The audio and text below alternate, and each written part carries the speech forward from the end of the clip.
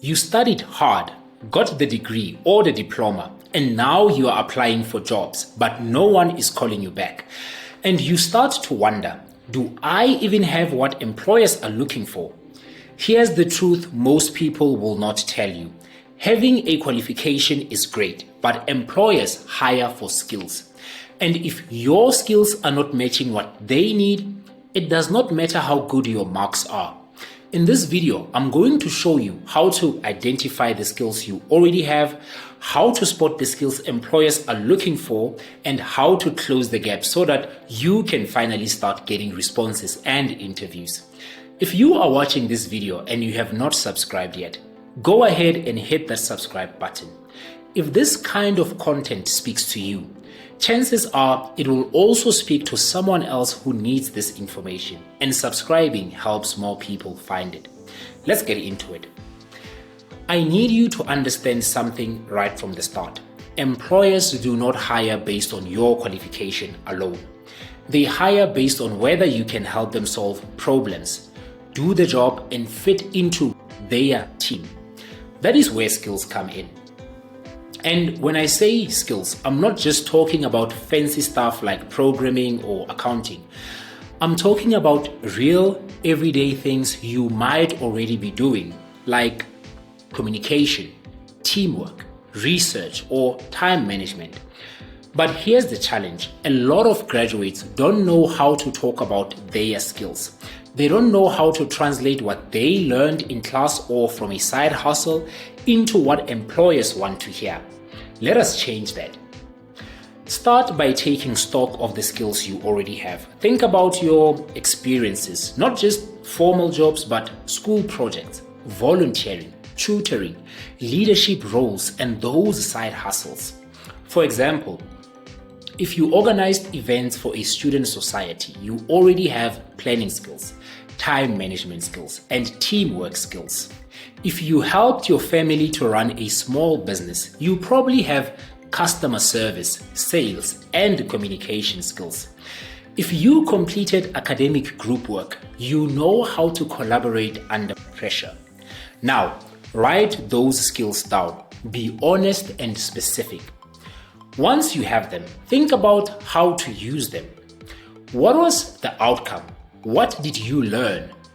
This is how you start building your skills narrative, something you will use in your CV, interviews, and applications. Now that you know what you have, let us talk about what employers want.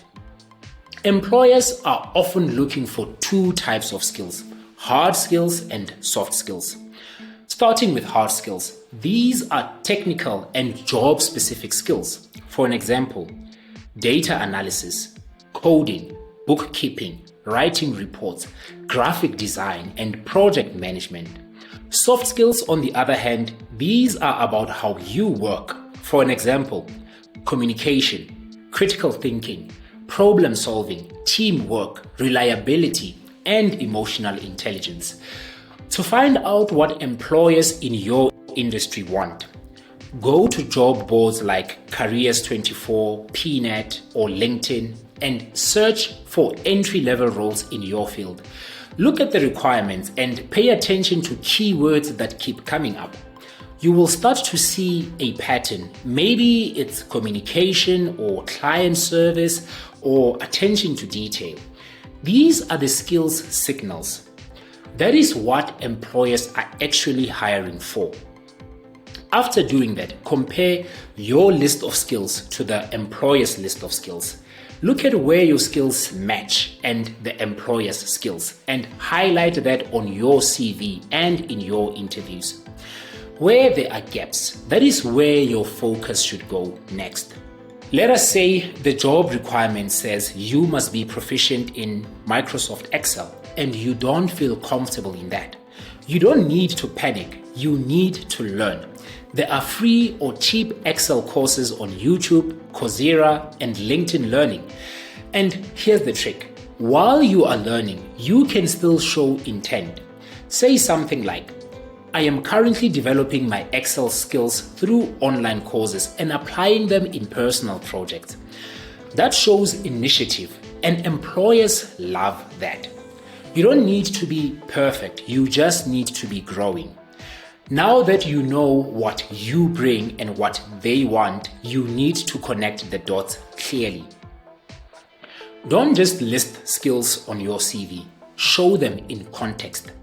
Instead of writing strong communication skills, rather say something like, I delivered weekly client reports during my internship, improving team response time. Or I managed customer queries for a family business, resolving issues and maintaining repeat business. That is real and that is tangible. That is what makes employers stop and pay attention. And in interviews, do the same. Do not say, I work well under pressure. Tell them about a time you did work under pressure. What was the situation? How did you handle that pressure? And what were the results? That is how you prove your skills, not just list them. So, let me leave you with this. You have more skills than you think, but if you do not learn how to speak their language, employers will not see your value. Start by identifying your skills. Study job posts to know what is in demand. Learn where you can. Practice where you can. And when you apply, show them that what you have matches what they need. You don't need to have it all figured out. You just need to show them that you are paying attention and taking steps to grow. If this video helped you shift your mindset, drop a like, leave a comment, and subscribe.